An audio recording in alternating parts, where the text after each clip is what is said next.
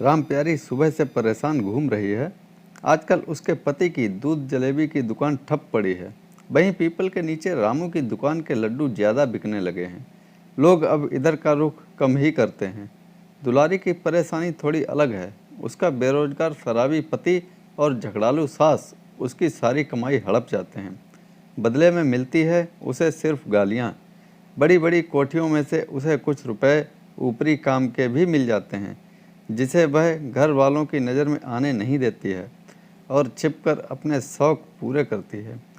उसका बड़ा मन होता है कि मेम साहब की तरह वह भी ब्यूटी पार्लर से सज कर आए। श्यामा 27 साल की गठीले बदन की लड़की है। छोटे भाई बहनों को पालने का जिम्मा उसी के कंधे पर है। माँ टीबी की मरीज हैं। श्यामा का अपने पड़ोसी ननकू के साथ जिस्मानी रिश्ता बना हुआ है, मगर एक डर भी है कि उसका भेद ननकू की बीवी पर खुल गया तब क्या होगा। वह एक अजीब से तनाव में रहती है। प्रेमा के सिर पर हीरोइन बनने का भूत सवार है। वह अपनी सारी कमाई सजने संवरने में लगा देती है, फिर भले ही अपनी माँ से खूब मार खाती रहे। उसके पिता की पंचर की दुकान है, जिससे दाल रोटी चल जाती है, मगर प्रेमा के शौक पूरे नहीं हो सकते।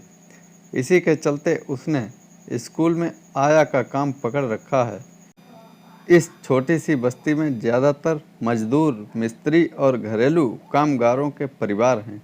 शहर के इस बाहरी इलाके में सरकारी फ्लैट भी कम आमदनी वाले तबके के लोगों को मुहैया कराए गए हैं।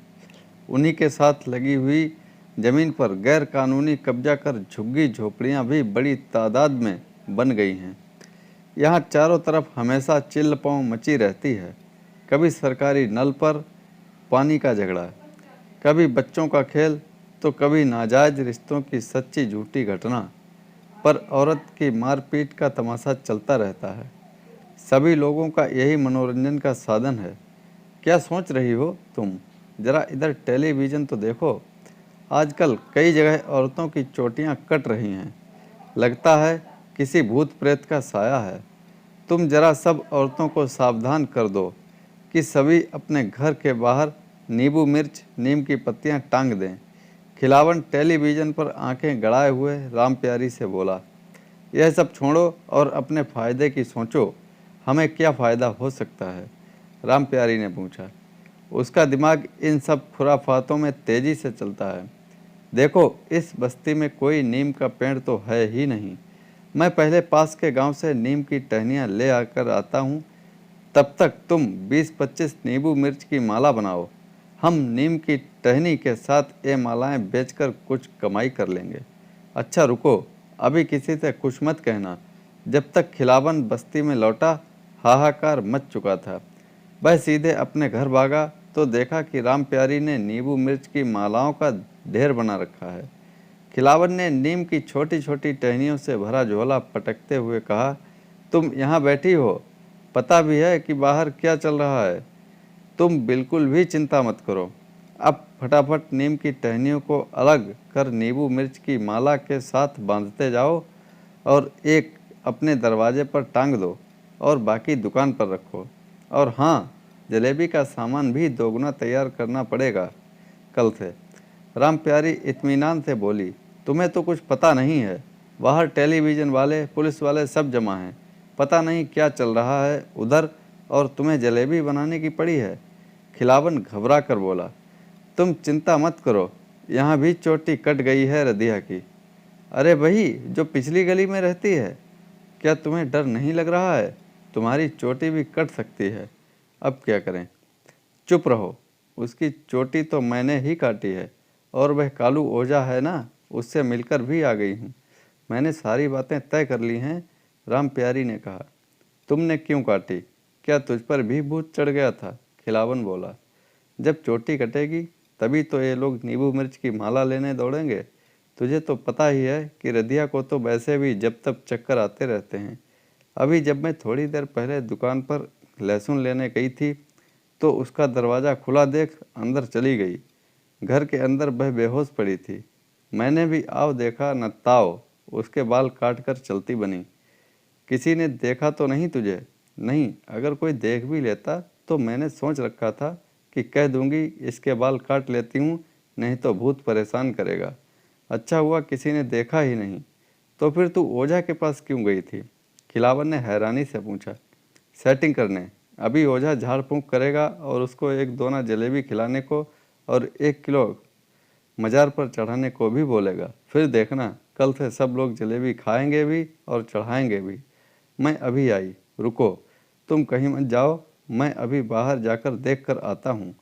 कहकर खिलावन रदिया के घर की तरफ दौड़ पड़ा। रदिया का इंटरव्यू करके मीडिया व पुलिस दोनों वहाँ से जा चुके थे। अब केवल बस्ती के लोग जमा थे। तभी सामने से कालू ओझा रदिया के पति जगन के संग आता दिखा। बाहर लाओ उसे, बाहर लाओ। वह ओझा चीखा, इसे बूढ़ी इमली के पेड़ का भूत चढ़ा है। वहाँ प्रीतम ने पेड़ से लटक कर खुदकुशी की थी। जाओ जल्दी जाओ, नीम लेकर आओ। हाँ, जलेबी भी लेकर आना। प्रीतम जलेबी बहुत खाता था। जो जलेबी खाएगा उसके सिर से भूत खुश होकर उतर जाएगा, और जो भी नीम दरवाजे पर लगाएगा वहाँ पर भूत फटकने ना पाएगा। ओझा ने सामने खड़ी रदिया पर मोरपंखी फेरते हुए कहा। खिलावन ने पलक झपकते ही ओझा के आगे नींबू मिर्च, नीम और जलेबी सजा के रख दी। कालू ने भी तेजी दिखाते हुए नीम नींबू दरवाजे पर टांग दिए। थोड़ी जलेबी रदिया को खिलाई और बाकी जलेबी भीड़ में प्रसाद के तौर पर बंटवा दी। झाड़ फूंक से रदिया के कलेजे को ठंडक पड़ गई कि उसके सिर पर चढ़ा भूत उतर गया है। वह खुशी से ओझा के पैरों में गिर पड़ी। भीड़ जय जयकार कर उठी। खिलावन ने सबकी नज़र बचाकर 100 रुपये का नोट कालू की मुट्ठी में दबा दिया। दोनों एक दूसरे को देखकर मुस्कुरा दिए। तभी प्रेमा के घर से चीख पुकार आने लगी। किसी ने फिर मीडिया को खबर कर दी थी।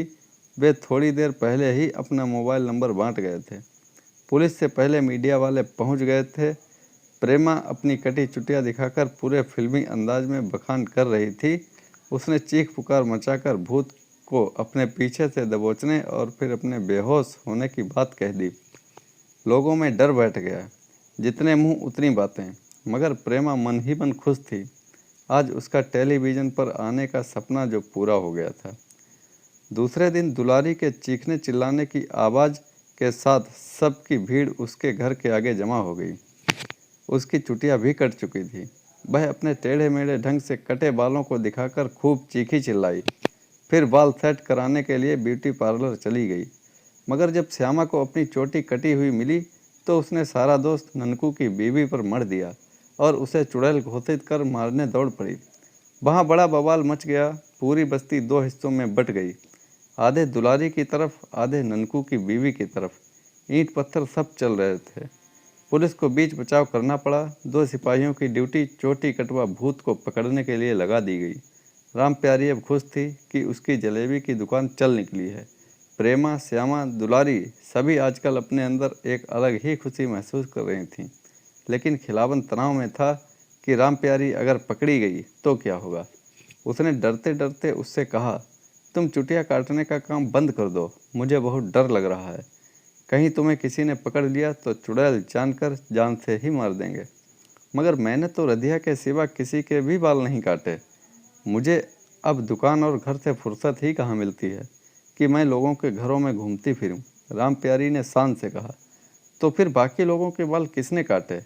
खिलावन सोच में पड़ गया। तो दोस्तों, कैसी लगी ये कहानी? लाइक करें, कमेंट में हमें बताएं और चैनल को सब्सक्राइब करना ना भूलें। धन्यवाद।